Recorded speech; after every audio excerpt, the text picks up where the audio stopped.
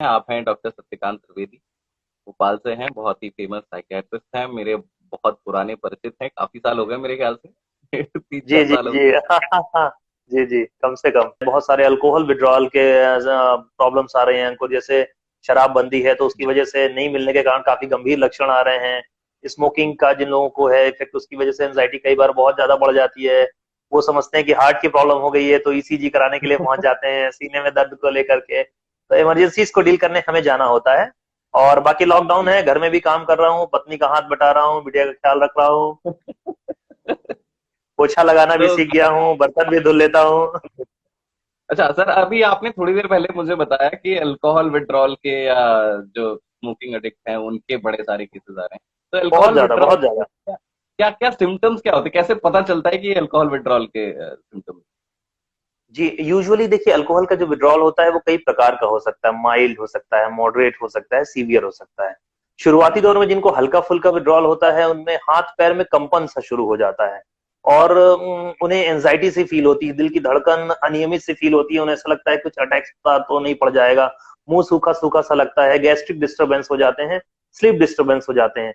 और जब severe withdrawal होता है, सीवियर विड्रॉल उन लोगों में होता है जो बहुत ज्यादा अमाउंट में शराब का सेवन करते हैं, उनमें सीवियर विड्रॉल के लक्षण बहुत घातक हो सकते हैं।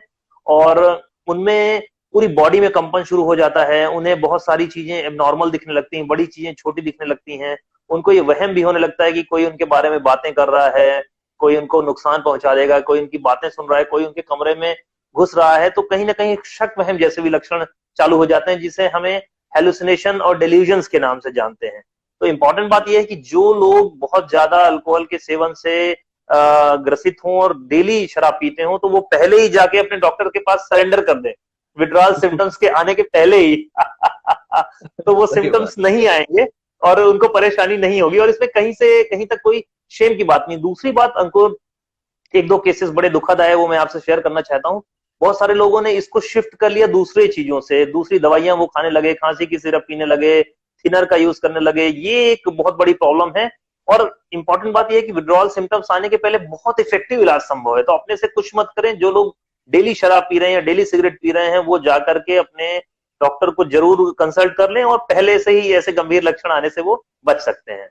तो ऐसे लोगों को आप थोड़ा सा दिलासा दे दें कि अगर नहीं कुछ मिल रहा है, नहीं हो पा रहा है, तो क्या करें, क्या वो मतलब ठीक है डॉक्टर से तो कंसल्ट करेंगे, लेकिन इमीडिएटली वो क्या कर सकते हैं अगर उनको कुछ ऐसा फील हो रहा है? देखिए, इमीडिएटली बात यह है कि आप अपने क्रेविंग को रिप्लेस करने को क्रेविंग को दूसरी एक्टिविटीज से रिप्लेस कर सकते हैं।